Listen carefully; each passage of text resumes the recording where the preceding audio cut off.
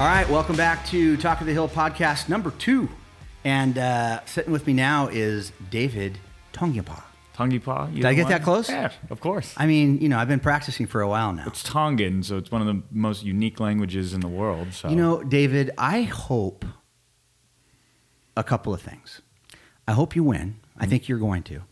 And I hope people get to really know your story beyond or outside of this political battle, this contest of getting elected. Because I've always said I want to do a documentary on your backstory because it's unreal. Yeah. it is like a movie, man. It's cool. I'm just going to kind of tease the audience right now. It is like a Hollywood movie, the story of where you come from and how and what you're related to and all of it. But we'll get into that another time after you win the election and you get settled in Sacramento and start fixing things up there. We got work to do. You got some work to do. And the mission matters more. Winning, losing, everything else, just taking care of California. We all are going through the same issues. So I always tell people the mission matters more, and it's what we're working on. Absolutely, man. And so when it comes to this mission that's on everybody's radar screen, I mean, this literally is upsetting to a lot of folks right now, is this range of light issue that Nathan and I were just discussing. So tell me your opinions about it, where you're at with it. I mean, if you win as a District 8 Assembly person, I don't know what you can do on the job front, but you care about our forests and you care about how the forests are managed. Talk to me a little bit about what you think's going on here. Well, as Nathan's field representative, this is something that we got in front of back in 2022 when Congresswoman Spire tried to promote it as her last bill leaving Congress. She was retiring. But the entire intention was just to get this on the books, to get it in front of people, and to carry this way. And again, with the goal that the president would pick it up and then push it through an executive action. That was the entire goal. They knew they weren't going to get it out of committee because it's a Republican-held House, and they knew it was going to die. But what you're saying is this was all part of a long view game to get it into front of the president. And that's why we got in front of it, because what we've seen is that there's been, just from, anybody out there, we have to be just as active as some of those on the other side. And I don't call them environmentalists like they like to be referred to. I call them anti-human activists because it's more about pulling people out of the forest and getting it. If you go back and you look at that interview that we did with Deanna Wolf with Unite the Parks, she just basically said that she went on a trip, had some spiritual revelation out there, whether it was an acid trip and took some drugs, and basically said it's the most beautiful place in the world and should be unbothered by human beings.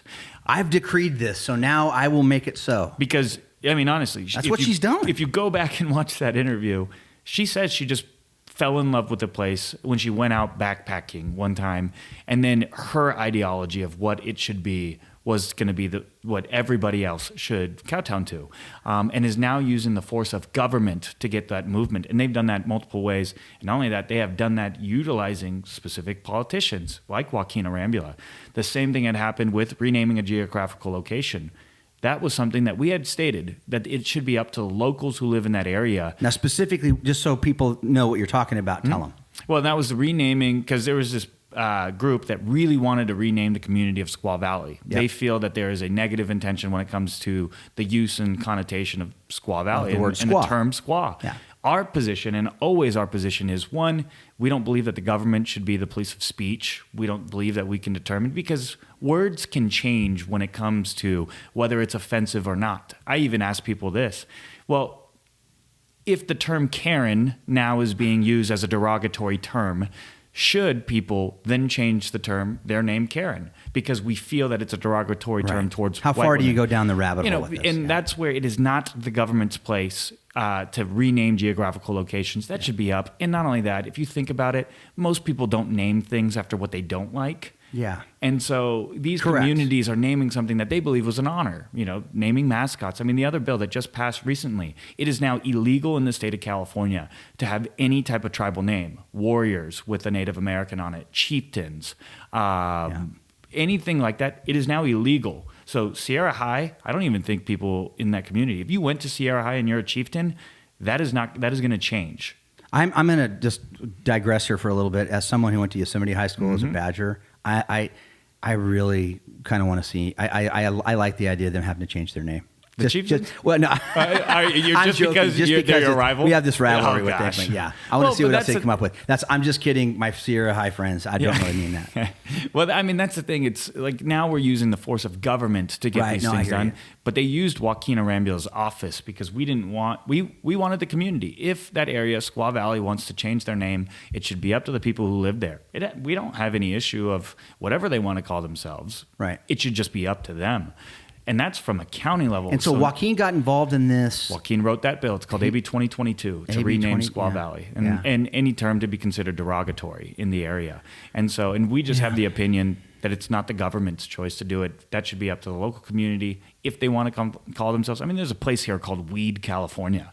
Yeah, it's up by Shasta. And Weed, California, they want to be called that? Go ahead and call it. I mean, if you want to be called the Blue-Bellied Toads, call yourself the Blue-Bellied Toad. Okay, so back to this range of light. But they use Joaquin Arambula's office, and he is carrying a lot of these far agenda ideas. For some reason, I don't know why he's kowtowing to. I mean, this has nothing to do. It's not even remotely close to his district. Not only that, he's terming out pretty soon after this election cycle. He's got this election cycle to term out. I've heard rumors that he wants to run for mayor of Fresno. Mm-hmm. Probably. Which I find interesting.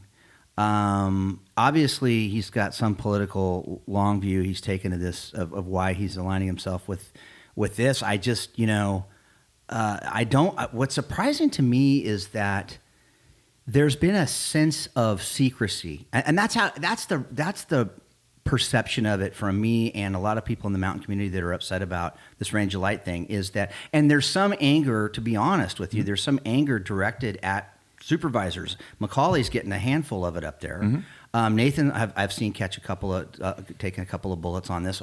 But Nathan actually, interviewed her. He brought her, and I pointed that out on the Talk of the Hill page. I go, well, if you're going to yell at any of the supervisors, Maxig actually had her in front of all you people for a while now. But people feel like they've gotten caught with their pants down on this thing, and it's like now we're scrambling to sort of make a coalition to get against this thing. Do you think there was any purposeful effort to sort of keep this under the radar on Unite the Parks part so they could get it to where it is? Because I'll be honest with you, David, I feel like from my interactions with Deanna McCullough the last week and a half, which has been watching her webinar and looking at emails that she's sending around, it feels like to me she's taking a victory lap right now. Mm-hmm. Like she knows something's going to happen in her favor. I feel like she probably feels that way because I know I was reading some of their documents too. They just got some grant funding from some of these groups. It's very similar to what George Soros does on other political campaigns. There are a lot of big-scale donors that donate to an environmentalist group. Again, I hate calling them environmentalists. Yeah. They're anti-human activists. Yeah. They're just against human beings being involved in nature, even though they need to factor in that we are here naturally. Right. But the victory lap, not so much, but I think they look at it from a sense of they are moving in a way where they believe they have the pieces in play. I mean, when you start getting 53 Democratic legislators here in California on that support train and whatever movement happens with Kamala Harris or whoever the next president, or even if Joe Biden just makes it happen at the end of his presidency, they do look at it. And I don't see, it's not, again, I wouldn't blame any local official for that type of movement because this is something that kind of came out of the blue. Well, we got in front of it back in 2022 and then it really died down. And now it's coming back, but they try to set those pieces in play because it's a long game. Yeah. It is not, and this is probably not going to go away anytime soon. We're going to get people out of the Bay Area, just like Spire, who wrote it. She wasn't from this area. But those same people who are on, whether it's the John Muir Society Project, the those Sierra people Club, are asking for those same. They'll find a representative from somewhere. It doesn't matter where they're at, or it doesn't even matter if they represent this area, to carry that, and they're going to keep on doing it. And it's up to us to no longer consider conservative complacency, is what I've called it, to allow them to push the agenda through legislative ability. Oh yeah, that conservative complacency thing, that's going to die on this issue. People are fired up, man. I mean, I don't know if you guys have been on Talk of the Hill page lately checking it out, but it is, People are not going to sit back and take this one. They're literally going to mobilize. It's going to be pitchforks and sickles and stuff in the street, man. It's going to get ugly if it happens. I'm just telling you right now, it's going to. They would have to staff this park like a military zone to enforce their restrictions, because people are just going to keep on driving their four-wheel drives up there. They're going to take their OHVs up and say, "Come arrest me, man. Come do it." And that's the part where I think like you stated, this is the only area that has been like identified as a highly populated, correct, very, very, very used recreational. Yeah. You know, there's been people for in this generations, area, David. for generations. And that's not even talking about. And then the cattle grazing is a small part of this. I'm very good friends with two of the families, the Toppings and the McDougalds on the Madera County permit up in Sierra Nevada, up in the Sierra National Forest. And I love these families, and they're great people. And there's such a strong history and tradition. In fact, tomorrow, I don't know when this is going to air. I'm probably going to air this tomorrow. So Wednesday, tonight, if this is going to air on Wednesday, we've got the American Grown episode, which is we filmed up there. It's about the Clovis Rodeo, and it's about cattle grazing. I will go back to something. One of our members yesterday, Sheila, she sent a letter to Alex Padilla, a California senator, and said, hey, I read her letter, and it was just like, it was a good, well-written letter in opposition of the monument creation. Padilla sent a letter back, which I have, and it basically was very well written and polite, like you would imagine, but it said, we're sorry, but this is happening. Get ready for more of this. We are going to, if given the opportunity and given the keys to the car, we are going to start protecting more and more public lands.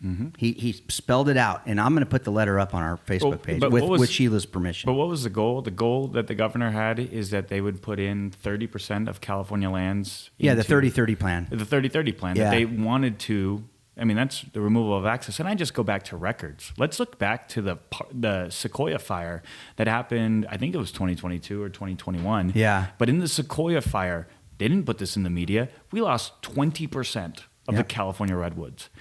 They were putting heat shields at the bottom of trees. I saw it. They were wrapping them in Mylar. How ridiculous is that? Well, the other thing, too, when you get into actually, if you want to talk about fire suppression, one of the problems, and I'm going to have Mark Berticelli on here on my show here pretty soon. He's a retired. He was Air Attack 1-5. He was in charge of all air attack coordination during the Creek Fire, and for many years he's been in the business. He's retired now, so he can talk. And in Yosemite, for instance, when they had those big fires up there, they can't use Phos-Chek. They can't use the red stuff out of the plane. So they can only do water drops, because they can only, if a fire is too close to a particular river drainage, there's rules about putting Phos-Chek too close to the river because of the it might damage the ecosystem there. And I guess I get that, but there's a lot of restrictions on prescribed burning and selective timber removal and all of that.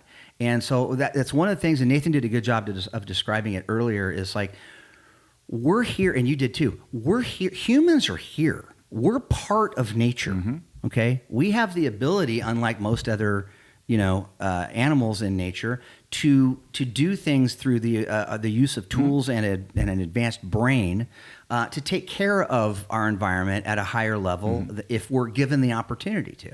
Well, and it's a big area that I've seen. Our current status of the forest right now is unnatural because of 60, 50 years of fire suppression. Correct. They have naturally banked trees to where the current condition, and most people don't even know, we have more trees now today ever recorded in human history. There is a greening period. Why? When there's a lot of carbon in the air, the trees love it. Trees love it. And then they overpopulate, especially when there is fire suppression. It's one of the areas that I've worked on. I spoke to John Mount a lot.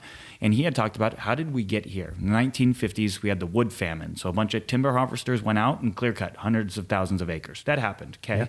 Then the overcorrection happened under the Richard Nixon administration. Endangered Species Act. And created in the 1970s, where we pulled out all of that. And then all we did was fire suppression. It's one of the big areas that I've talked about is, can we be in 2020 2024. Yeah. Can we actually understand and use the Budget Forest Project that Nathan talked about, that if they state that a healthy Sierra is in between 20 and 200 trees, and we're currently between 800 and 1,000 trees per acre, Right. you'd never plant 1,000 tomatoes in a 1x1 box. We should never have 1,000 trees in an acre.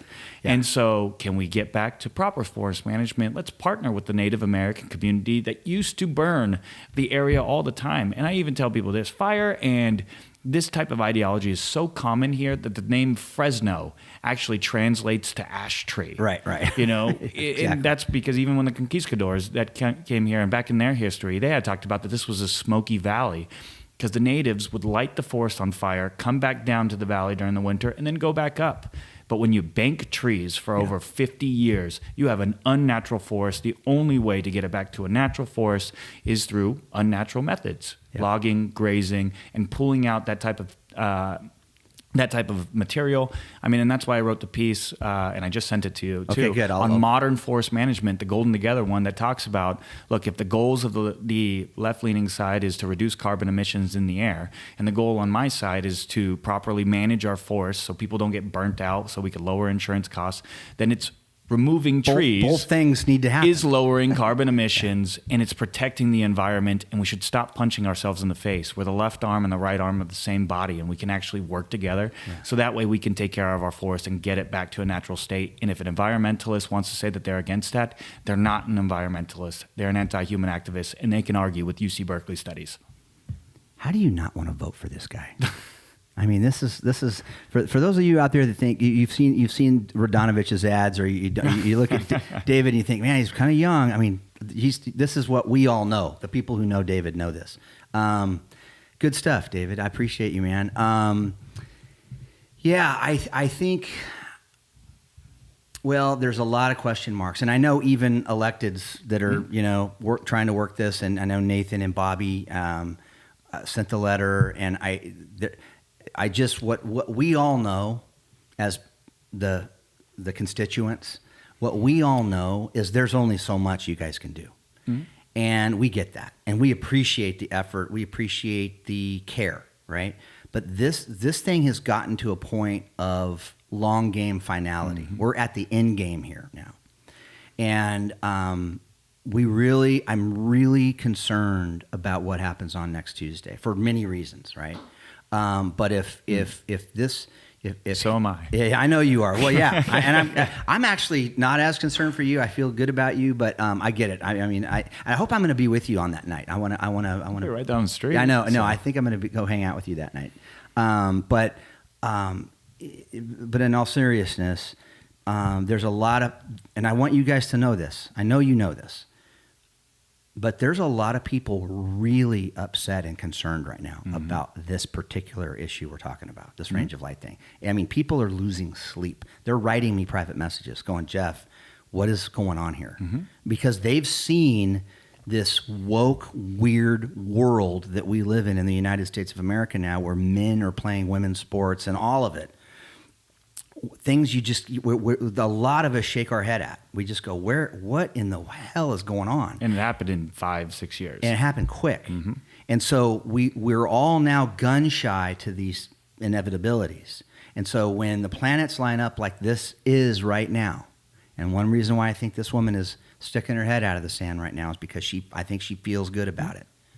I just want you guys to know, if this goes through, there's going to have to be we're going to have to connect with our constituents. Mm-hmm. We're going to have to get out there and talk to them, because there's some upset people right now, and I'm not overstating that. Mm-hmm.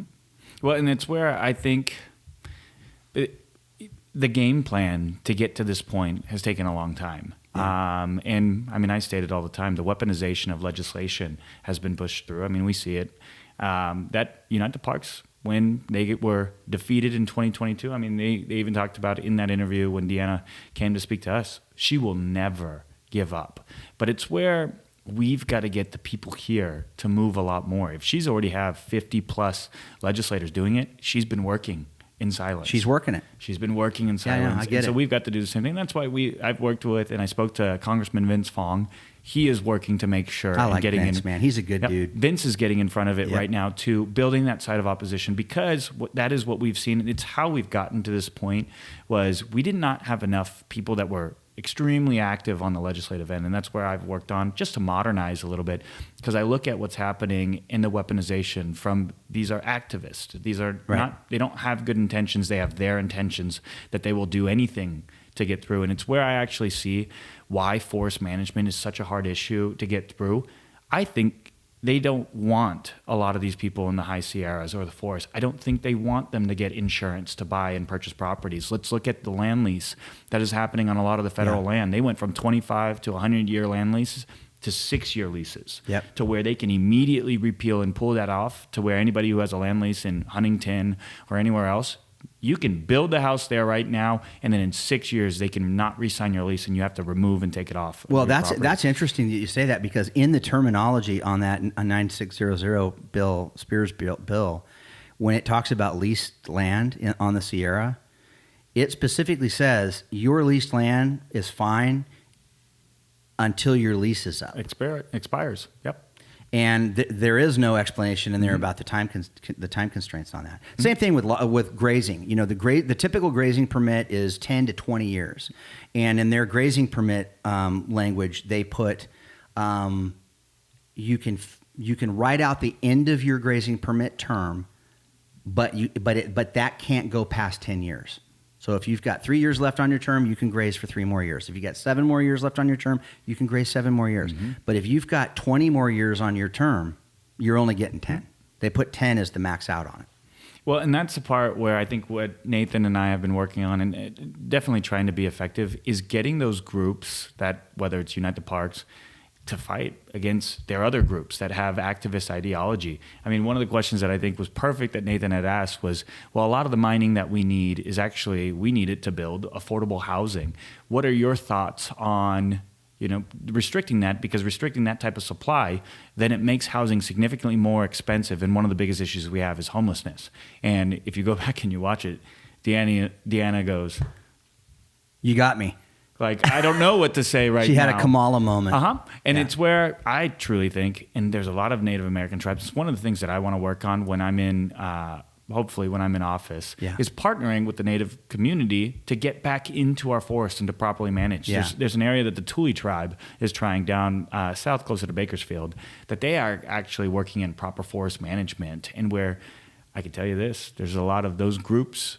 If it's not a Native issue, they don't want to hear it. I've actually heard language like that. But I want to work with our tribes here locally that want to protect those forests, because they live up there too. Right. They own a home. And one of the big red flags that we're going to have, that everybody in the mountain community needs to be hyper aware of, it's not just fire insurance right now. It's about the ability to get fire insurance in a year. We know that we've had some of the heaviest rain cycles in a long time. We've had 2 good wet years, which is on track for what's in the Farmer's Almanac. 1983, 1984, extremely wet years. 1987, and anybody that remembers 1987, was one of the worst fire years in California history.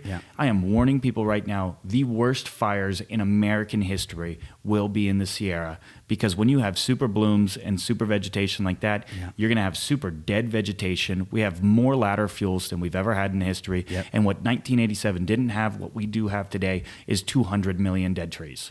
And there is nothing we can do to stop that if we are not working on it. And it's what I commend Supervisor Magsig on, getting in front of it, creating clearances on a lot of the easements so people can just escape, because we see it. And if people aren't protecting their properties right now, even going to working to make theirs a fire-safe community, it will not be enough, because a fire similar to the Creek Fire or the Dixie Fire or the Lightning Fire, or just recently, what was the one? It was called the Park Fire that happened up near Chico again.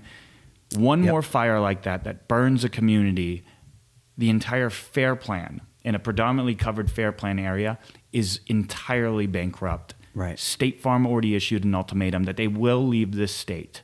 I thought they did. They have not. They are not issuing a lot of other areas, but they've made another ultimatum. They want to raise home rates by 50%, and they want to raise auto by 30%. To pay for it. To make up for a lot of those issues. impossible after the FAIR plan and these fire years come. And it's one of the areas I've spoke to CAL FIRE about. That is my number one concern for California. The moment that people start getting burned out, then they have to get their loans called on because they won't be able to get insurance. They won't be able to be up there. And it starts a chain reaction. But is it part of the plan to get those people to move? But not only that, they won't be able to move because they'll have an asset that is worth zero. I have my real estate business. Correct. How can you sell a home if you can't insure it? Yeah, 'cause the next guy can't buy it either. You won't even be able to flee California because your house will be worth only the land value. Right. That's it. That is coming. We cannot avoid it. It is all there. The history. Go back to the 1980s and just look what happens when you have wet years to this. Now we're in that same 40-year wet cycle. What are we doing to get in front of it? Because I also know that the other side is waiting for that to happen so that they can blame global warming or climate change or all of this. No, it is because we have banked trees by unnatural fire suppression, because we have stopped letting people back into the forest to properly manage it. We have gotten to this unnatural position, and we need to do something now, or else the entire Sierra and the mountain community here in California is going to be burnt out. Oh, thanks for putting me in such a great mood with that uplifting message, David. I know. I try but not to. No, man. But you're dead. It's dead hard right. truth. We have to speak the hard truth again. No, That's it's hard what we've truth. avoided. And at some point, man, we've got to get people. We're a long ways from this now. It's like a pipe dream, even saying this on camera right now. But people have to change the way they vote. We've got to get back to a place where we can be civil with each other, not so divisive, and that a Democrat might hear a Republican idea and go, that's not bad. Mm-hmm. That makes sense to me, and vice versa, right? We're so far away from that right now. And here we are, blue in the face or red in the face, telling the other side in California, who has control of the state, has control of the environmental lobbyists, has all the purse strings. And they're the experts. They're the academics. They're the ones that have all the supercomputers and run all the models. And they're telling all of us dullards that live in the mountains how to run the mountains. And what have they had to show for it after 40 years of a bad track record? I mean, the Delta's in no better condition for water or for ecosystem health than it was when they took a bunch of water from the farmers. Mm-hmm. The farmers adapted because farmers are smart and they know how to fix stuff. Mm-hmm. So they figured out how to grow 30% more food with 30% less water. And if you take more away from them, they'll figure it out. Mm-hmm. Anyway, I'm glad that. Go ahead. I use the same. Here. I use the same scenario, especially when it comes to president. It's the pilot scenario. That's my analogy. The pilot can go and whatever he wants to do, travel around the country and many wives, whatever it is, all of that. But can the pilot land the plane? And are they good at what they could do? I may not like the pilot. I may not want to have a beer with the pilot or any of that. But is that person the best person to land the plane?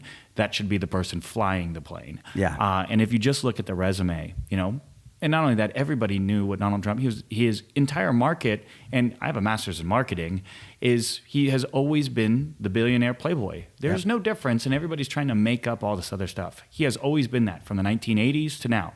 When he was a registered Democrat to when he's a registered Republican to now. He's the same human being. You don't need to create anything about what he was loved for is now what he's hated for by a lot of those. But if you just look at the track record, he's built businesses, he's done this other stuff. I think if you then look at the other side of the aisle and her resume comes from California, California is a failure. Yeah. It's a $900,000 is the average home price, unaffordable. We can't get insurance anymore because it's unaffordable. We can't afford gas, groceries, and the cost of living is unaffordable. Do we want California to be the model for the rest of the nation? I only ask people that. Yeah. I don't think so. It'll be easier when Trump's gone, though, man, because people right now, they aren't voting for Harris; they're voting against Donald Trump.